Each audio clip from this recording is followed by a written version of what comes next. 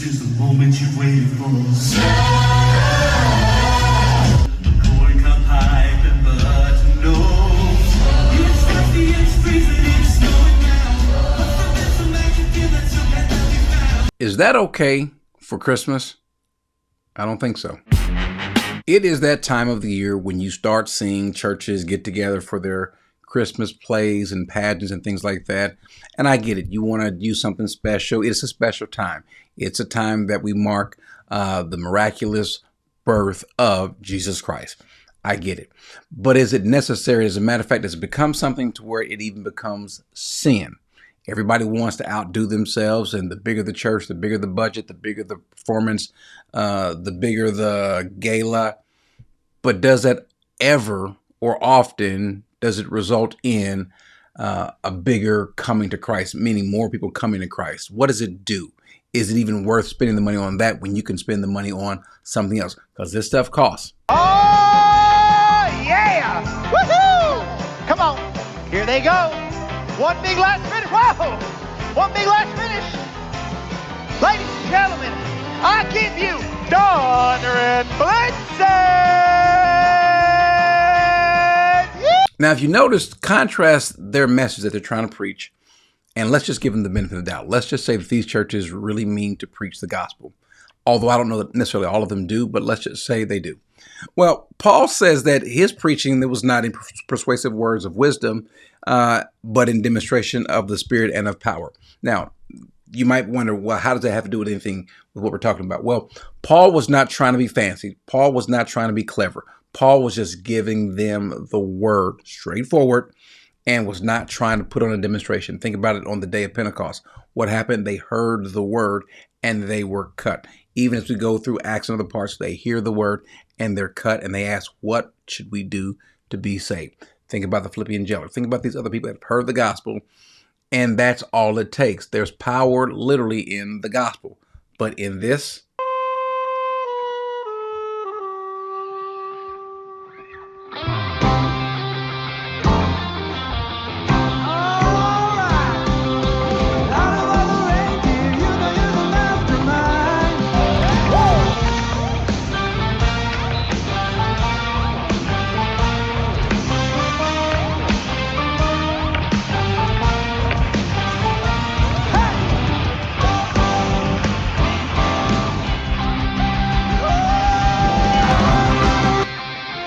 get it. Somebody might see that you could invite a friend and maybe that's used to bring someone in to the church. Wow, that was wonderful. And then maybe you give them the gospel.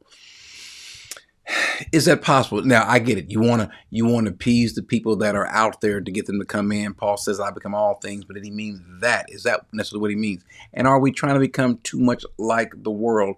All the world's a stage, but even in the church, I don't necessarily know that we should be doing that, because if you love the world and the theatrics of the world, well, then you cannot be a friend of God. You cannot love God according to the Bible.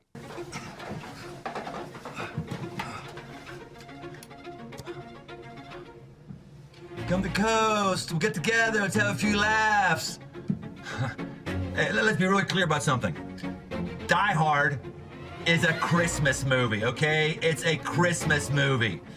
There's a Christmas tree in it, for starters. You got a guy fighting for his family. God fights for his family of God. You got a guy who's willing to lay his life down for his family. That's John McClane or Jesus. And you also have a gritty guy who's had some real bumps and bruises in his life that can't quite put it together. That's the way a lot of us are. So we're gonna look at that today. Yippee-ki-yay!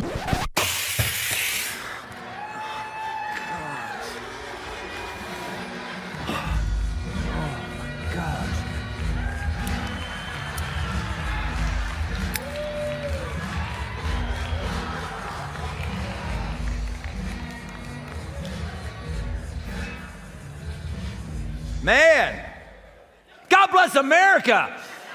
Smoking in church, oh, how good it is. I think the guiding passage that we should always look at, this should be the passage that we should just kind of have painted on our foreheads, on our shirts, on our doorposts.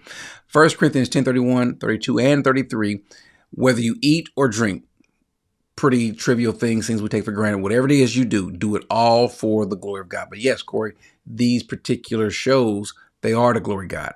Well, let's continue. Give no offense. Look what he says. Give no offense either to the Jews or to the Greeks or to the church of God. So if you're doing it, are you causing someone to be offended? Should you do that? Are people going to have their nose turned up? Are you going to put off some people? Well, the answer is yes, you absolutely will. Just go and look at some of the comments after this video, what people think about that. That stuff is really uncalled for. It's like that's the main thing. And again, he says, in all things, not seeking, no, look, I'm sorry. He says, just as I also please all men in all things, not seeking my own profit, but the profit of many, so that they may be saved. Now, Paul is keeping in mind that they may be saved, but you can do so without giving an offense, without doing too much.